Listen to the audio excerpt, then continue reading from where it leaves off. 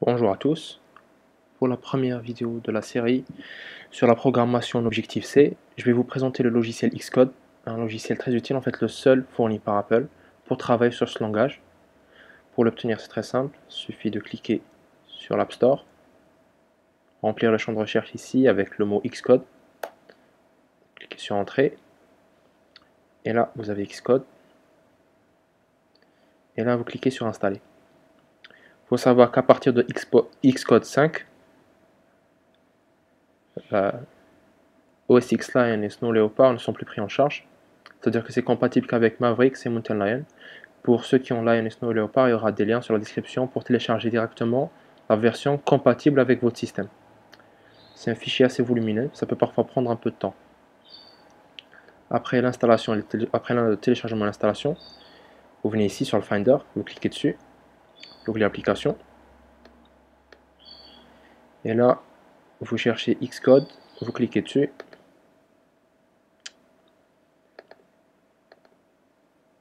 et là vous êtes sur Xcode. Avant tout, il faut savoir que Xcode c'est un IDE, ça veut dire que c'est un environnement de programmation, parce qu'à la base, il n'y a pas besoin de logiciel pour programmer, c'est tout bêtement écrire des lignes de code, vous pouvez le faire avec n'importe quel éditeur de texte, et puis compiler. L'avantage d'un environnement de programmation, c'est d'apporter des outils en plus pour vous faciliter le travail. C'est-à-dire que ça permet par exemple de corriger des erreurs automatiquement, ça permet par exemple d'ajouter une interface graphique, ça permet de faire beaucoup de choses, et ça rend le travail beaucoup plus clair, beaucoup plus lisible. Pour commencer, vous allez ici, Create a New Xcode Project. Sur OS X, Application, Command Line Tool, c'est un petit programme.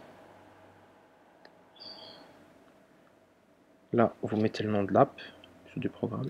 Premier prog. Là, c'est le langage choisi. Foundation, c'est l'Objective-C. Je préfère commencer en C. Parce que l'Objective-C, c'est une sorte de C amélioré, donc il faudrait maîtriser certains concepts du langage C pour attaquer plus facilement, plus simplement l'Objective-C. Il faudrait vraiment passer par exemple par les pointeurs et les tableaux, etc. Ça va beaucoup aider pour comprendre l'Objective-C.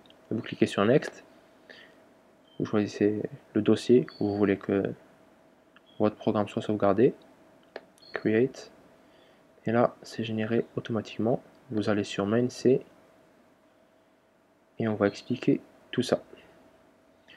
Alors tout ce qui est en vert n'a pas d'importance, vous pouvez le supprimer. C'est des commentaires. En général, les commentaires aident les programmeurs à s'y retrouver dans le code. Quand on a 10 000 ou 20 000 de code, c'est bien de savoir ce qu'on fait, de comprendre comment une fonction fonctionne. Alors on met des commentaires, mais avec ce programme-là, c'est pas la peine. La première vraie instruction, c'est ça. C'est la première commande du programme. Dièse include. Ça veut dire inclure. Inclure quoi? Inclure cette bibliothèque-là dans notre programme. Qu'est-ce qu'une bibliothèque? C'est une sorte de beaucoup de lignes de code qui sont déjà écrites.